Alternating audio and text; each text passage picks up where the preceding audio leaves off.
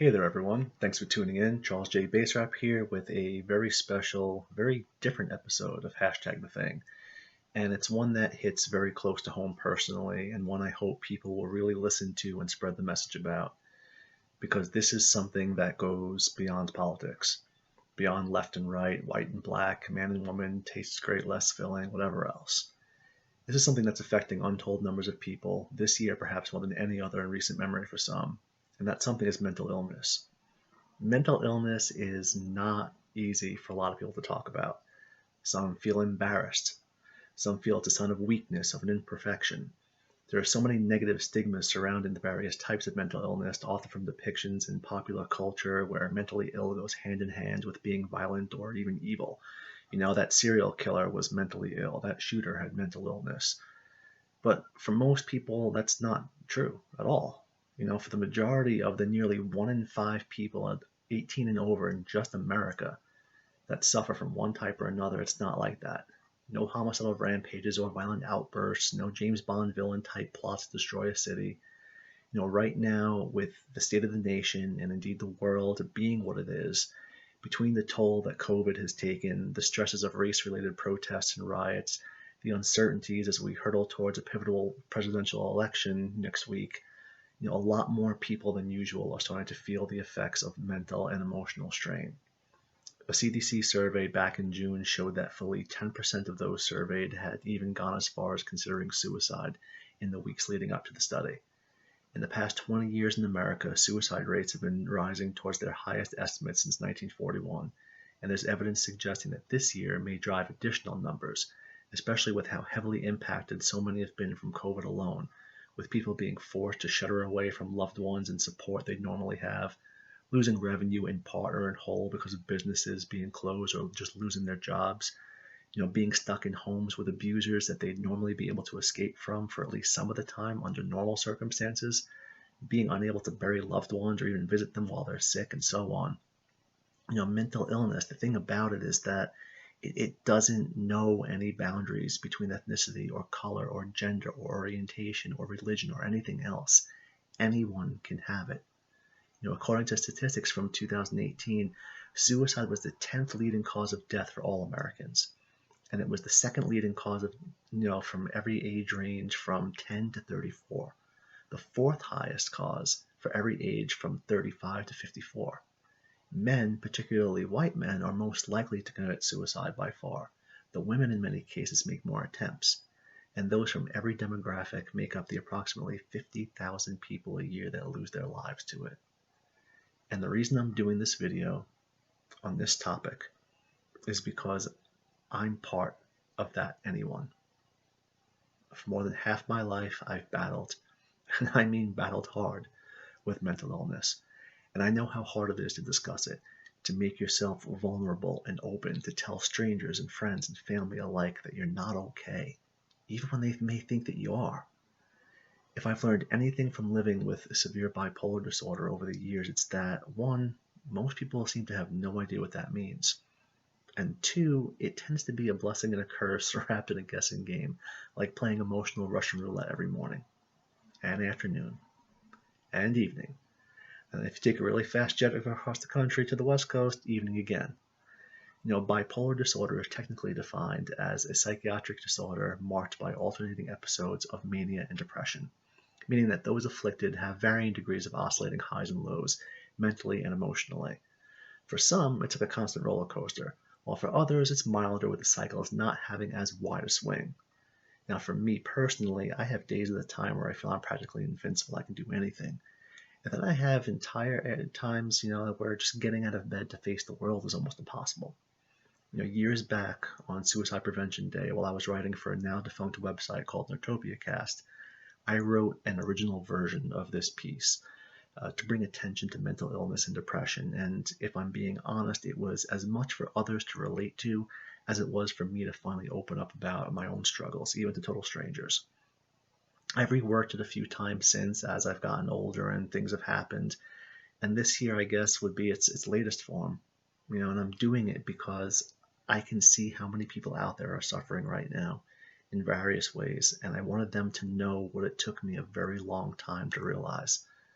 that you're not as alone as you may think. I didn't always know that. When I was growing up in the 80s and 90s, there weren't things like Big Bang Theory and Comic Cons as much, and Nerdtopia Cast or anything like that to bring being a quote nerd into the so-called mainstream. Like the way the Marvel movies are right now and the DC movies and all these things that we have. That wasn't a thing when I was a kid. You know, Bill Gates and Steve Jobs, they weren't necessarily icons, at least in the ways they eventually became. And reading comic books or playing role playing games like Dungeons and Dragons or watching Star Trek and whatever, they weren't things as socially as acceptable, at least not where I was in the Bronx. I know that sounds like the old person gripe, how back in my day I walked uphill in the snow both ways, but it's true. I had to kill cats during the winter to put them on my feet in lieu of actual shoes, but that's another story. No, I'm kidding. I'm joking. I did not have to kill any cats. Tell Peter to stand down. We're cool here, all right? The point is that, especially in high school, I had pockets of friends who liked comic books and things like that, but we didn't really advertise it widely. And as people got older, they kind of, hit it more. And I was like, hey, where'd you guys go? I've mentioned before in other places that, I was a fugly little guy growing up, and there's no need to mince words or play pretend, and I sure as hell don't expect someone to give me that sympathetic, oh, that's not true. You were just cute in a different way. Yeah, in the different way that's ugly. I get it. I may not be easy on the eyes, but my eyes work fine, thank you very much. I had a girl in 8th grade flat out tell me, I can't go out with you because you're too ugly. Thank you, Lisa. That didn't scar me at all. Not one little bit. But, in high school, I got my first real girlfriend. We dated just shy of a full year. When we broke up, I was surprisingly cool with it. I didn't know, whatever. Until intimations she'd been cheating on me. And yeah, that's when things started to break a little bit bad for me. Granted, I should have known. It was a high school freshman year romance and likely wasn't going to last forever. But I was young and stupid and getting some. So that made me even stupider. It's a mathematical proof and I totally messed it up. You show a hormonal teenage boy some boobs, then see how clearly he thinks. Actually, scratch that. Don't do that. You'll wind up on a watch list or something, and I don't need that on my conscience right now, all right? But back to my story. I'd been running track since the beginning of freshman year, and I quickly found myself the fastest of my peers in certain events, and right around the time that we broke up, I had hurt a muscle in my back and was sidelined. Then I got the news about that she was possibly cheating on me, followed closely by a rough period in school where I was struggling with one subject in particular at the time, ancient Greek, and everything was just building to a head. What I hadn't known at the time was that those mood swings and depressive funks, they were more than just being a 15-year-old boy. Unfortunately, it would take my life nearly ending by my own hand in order to get it back on track again to realize I had almost made a huge mistake. Even while coming to terms that I wanted to actually live after all, I lost a lot of respect for myself after that, and my self-esteem was lower than ever, which was hard to believe considering it hadn't been very high to begin with. Now, sure, I gave off the illusion of being confident quite well, and yeah, some of it was genuine, unfortunate arrogance that I'd cultivated due to a sudden, fame, as it were, of doing well in track and being a city champion and captain and all that. But it was part of an act that I felt I had to put on attending an all-boys high school because I felt so insecure, surrounded by, in my mind, hundreds of guys all better than me in one way or another. Instead of turning to drugs or alcohol, I turned to girls and dating. It was just as addictive and dangerous at the time. And I was always monogamous, but I ran through girls like it was my job. I always needed to have a girlfriend. I was always allowing them to define who I was and, even treat me like dirt. And, if I'd get dumped, I'd find someone else to just be with or take advantage of me for a while. And honestly, a lot of it was my fault. Because the ones that were good to me, I was often too much of a selfish ass to appreciate them, and I pushed them away, so don't feel sorry for me. I was a dick a lot of the time. But I also found refuge in those comic books I mentioned, in those imaginary worlds and universes where anything was possible, where infinite Earths meant that surely there had to be one, at least one, where I actually mattered the way I perceived mattering at that age. Despite my penchant for comics and Dungeons and Dragons, etc., I can't say I was ever physically bullied. Luckily, I avoided the swirlies or beatings that many others endured, but I was verbally taunted constantly, and whoever coined the whole sticks and stones nonsense about words never hurting them maybe needs to be struck by a rather large stone because it's bull. Words hurt. They do. Being called a loser or a fag or an N-word or a wetback or any of those horrible names that humanity has invented for the sole purpose of dehumanizing others hurt. They may not break a bone, But you get enough of those hurled your way and you're still getting hurt all the same. And while most broken bones will be healed in a matter of weeks, those injuries to the psyche and to the core of someone's being don't go away all that easily. And over time, you even start to believe they're true, that you deserve all of those things they're saying about you. And I touched on that during the videos on racism in America, particularly with Jane Elliott's experiment in Iowa in episode 1.1. But words, they also heal, they also help, and they also provide much needed comfort. And that's why I sought and found refuge in that comic book world. It was something safe. It was something secure and constant. At my high school, talking about your feelings really wasn't openly encouraged. And at home, my parents loved me, they did, and I was fortunate to have come from a stable household. But they didn't understand, or at least that's what I told myself. And in total fairness to them, what we know now about mental illness today is far more advanced than it was over 2 decades ago, when they were likely just as lost as I was when it came time to dealing with it all, especially since my older sister, to my knowledge, she didn't have the same issues. Regardless, I felt alone in the world that I believed, illogically, and I know that now, was stacked against me. So I felt more at home in Gotham City and Xavier's Institute for Gifted Youngsters than my own house. To my friends and family, the public Charles was a happy-go-lucky jokester, always fast with the funny, the first to lend a sympathetic ear. But the private Charles cried himself to sleep almost nightly, and looked up to the skies in the foolish hopes of a Green Lantern ring, just come crashing right through the wall. Or the Kool-Aid Man, because really, who doesn't like Kool-Aid, am I right? But it wasn't until talking to some professionals that we realized I suffered from severe bipolar disease, and treatments ranged from just talking in weekly sessions to pills, the latter of which were awful and turned me into a zombie, and not the cool kind from the Romero movies. Don't get me wrong, medication can work wonders for a lot of people, so don't think I'm knocking them all together. I just know what they did to me, and I sure as hell didn't like it. And to this day, I've yet to find one that didn't just make me a shell of what I am, that didn't turn off that part of me that makes me really me. It's kind of the upside downside conundrum of the disease for some people. When I'm in my manic states, especially that sort of hypermania, that's where my writing comes out. Where my, building things for the kids and coaching softball and painting Dungeons and Dragons and miniatures and designing maps and wherever else comes from. But talking to someone, it helped. And getting more into reading and writing let me become something else as well. I wrote poetry a lot. Some of it was really angsty teenage crap, but it helped getting things onto the page. Of course, when I accidentally left my bag in the cafeteria and the seniors found it and saw my notebooks and proceeded to read all of them out loud and laugh, it was less helpful, but still it had its place overall. Through it all, like I mentioned, there was that constant of comic books, because they were always there. They didn't laugh or mock or judge or jeer. They just entertained. They made me happy, made me smile and forget, and perhaps most of all, they made me hope. They made me believe that maybe, just maybe, I'd be something someday. Anything but me. For so long I thought of Shakespeare's immortal line about some men being born into greatness while others have it thrust upon them, and how, if that was true, well then so must the inverse be as well.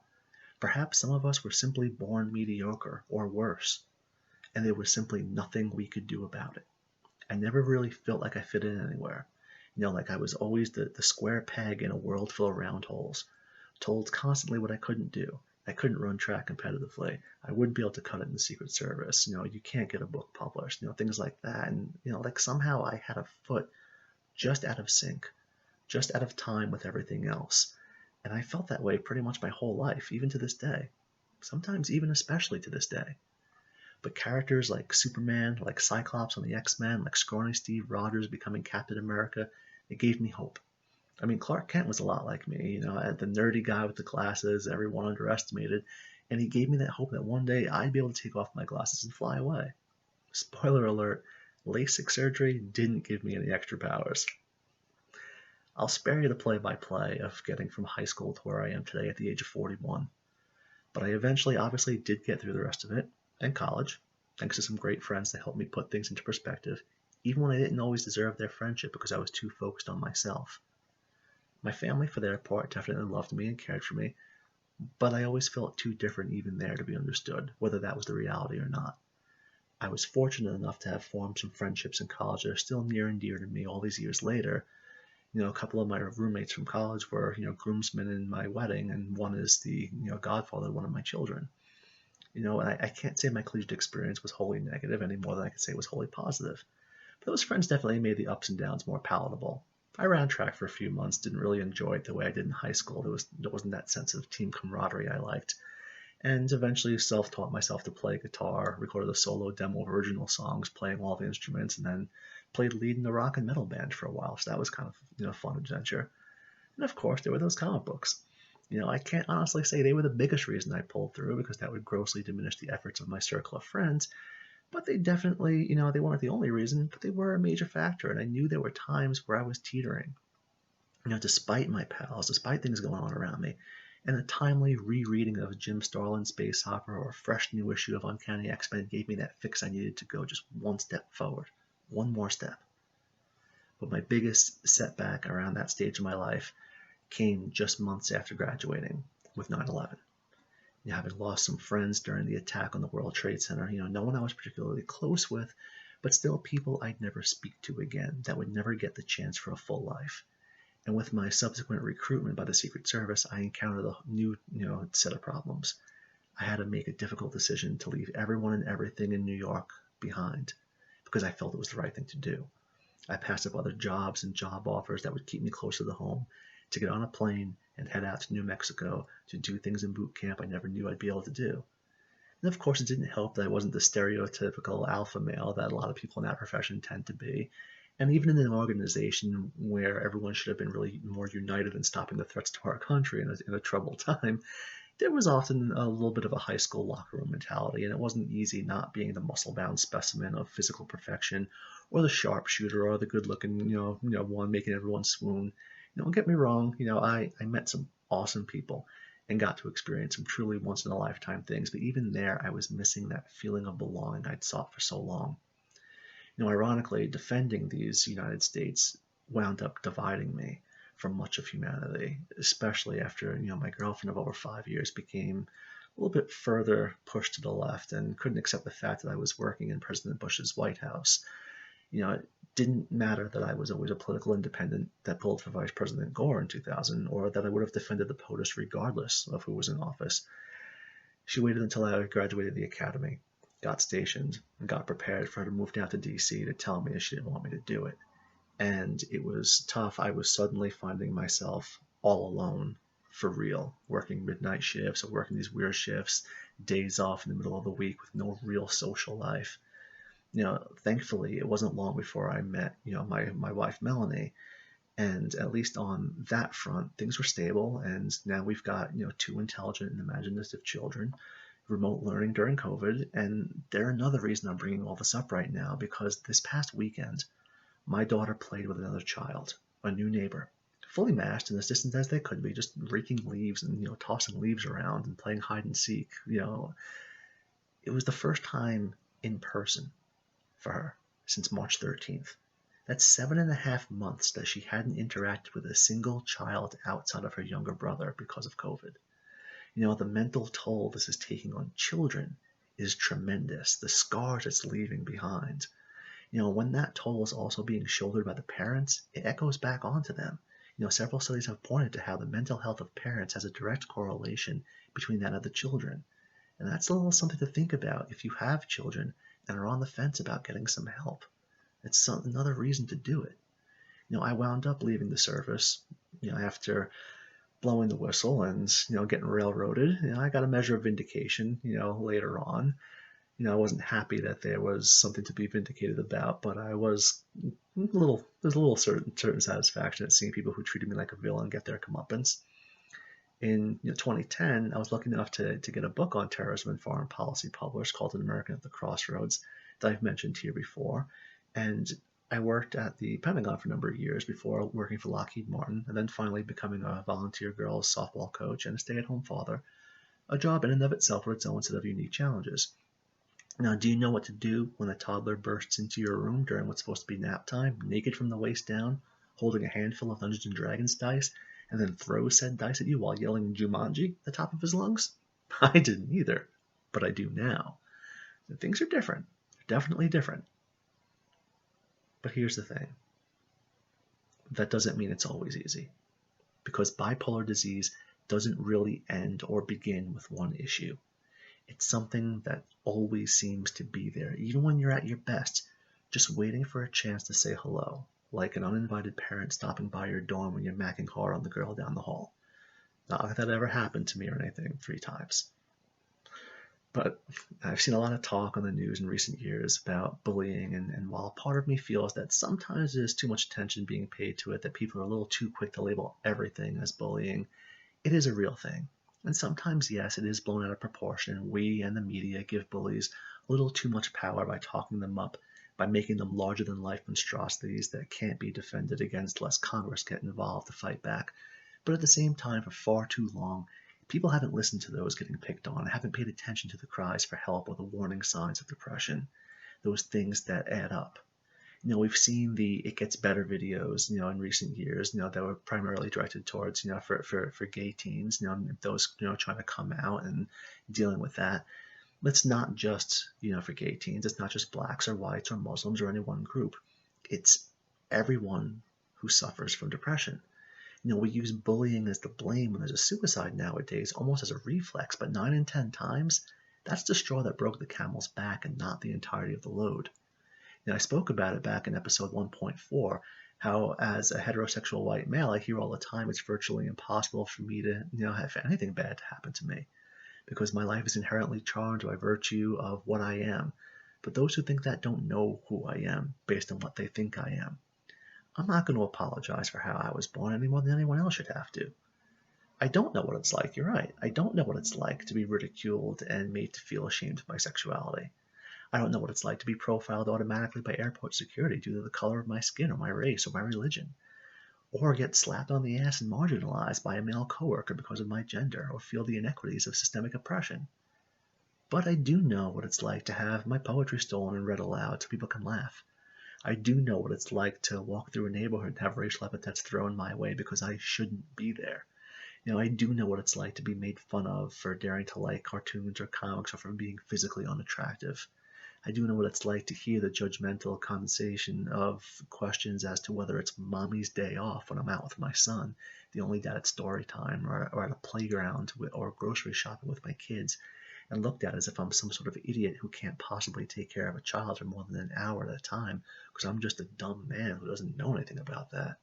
It's not mommy's day off, it's daddy's day on.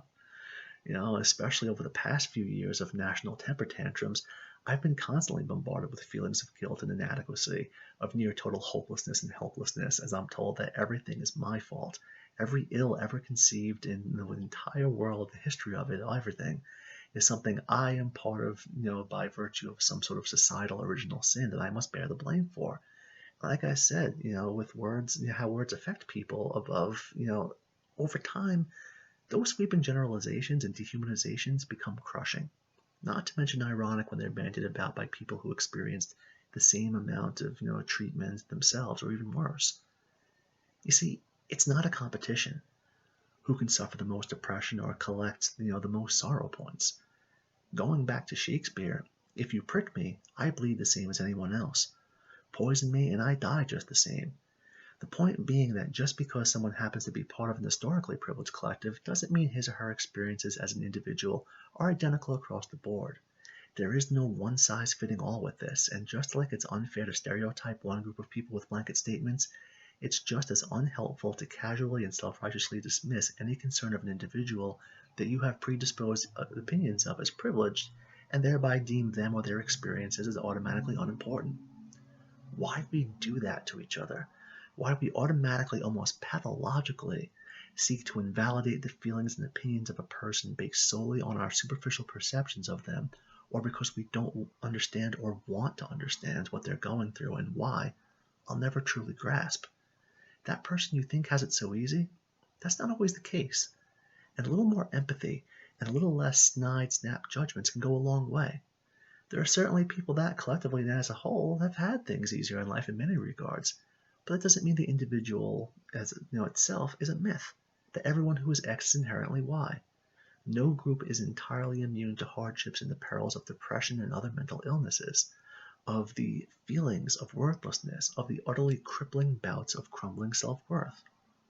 And I wrote this piece, both in its original and current kind of free form, not because I want a pity party, or to downplay the problems others face that are far worse than mine objectively and/or subjectively, but rather because I know that there are those out there listening to things like this that have had similar experiences with depression from all walks of life, or at least know someone who has.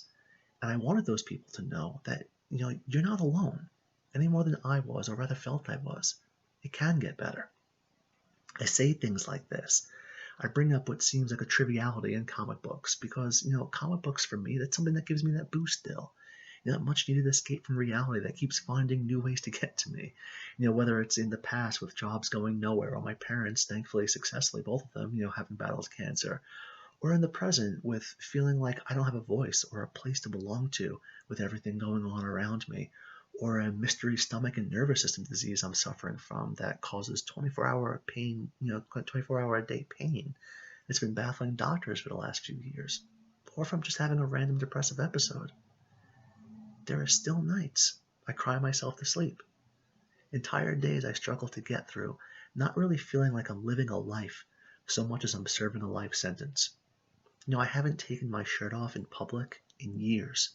Not at the beach, not at the pool, not anywhere where anyone else can see me. I can barely stomach to look at myself in a mirror, avoiding them like some sort of vampire, so disgusted with my looks that sometimes I just have to turn off the TV to avoid being reminded of what everyone else seems to look like in comparison. But I keep going, because I know I'm not alone, because I found some, the most unassuming of outlets, wildly garish costumes on imaginary characters battling in faraway fictional lands, and because I know that the old adage of suicide being a permanent solution to a temporary problem is also correct. And I can't say I don't have my bad days. Honestly, since my near misses, and that's plural, as in more than one attempt, that brief feeling of peace is always there. Haunting me almost like the remnants of the taste of a drink must haunt recovering alcoholics, almost seeming to beckon and say, hey, you, there's an escape to all this, And it's a dangerously seductive notion. There are mornings I wake up that I can't honestly know for sure won't end with me hanging from a beam in the attic. It's just not, It's how it is some days. There are days I feel like a phony, playing the role of lovable jester, cracking jokes at a rapid clip to keep them laughing but hurting and cold inside the entire way. That first night that I tried rather half-heartedly to kill myself, I had actually earlier talked a friend down from the ledge. And it amazes me that I was able to give out advice to someone else that I couldn't accept for myself. Just because someone doesn't look depressed doesn't mean they're not hurting inside. Depression isn't a sign that we wear. There's not some mark on our skin to set us apart. It's what we are, it's who we are. And I have to will myself to shut those voices out without the wielding of a Green Lantern ring. I have to live for my wife, and especially for my Anastasia and Lex, who both needed Dad to guide them through life. And then sometimes that actually makes me sad, a little bit, because it feels like I'm living not for myself, but for others. But I have to remind myself that we're all in this together, and being there for others is a part of who and what I am, and I should be grateful I have others to share with it all. But it's there, the back of my mind, that depression that threatens to undo it all. And that's what living with bipolar disease is like. To look at me, you likely wouldn't know it. I mean, like I said, I don't wear a sign advertising it, and it's entirely possible for a person like me to entertain suicidal thoughts even without having the intent to act upon them. Sometimes it's like the line from Batman Begins where Ra's al Ghul is hanging from the train and Batman looks at them and says, I won't kill you, but I don't have to save you. I may not be planning to take my own life, but sometimes I feel like I'm not doing anything to necessarily prolong it.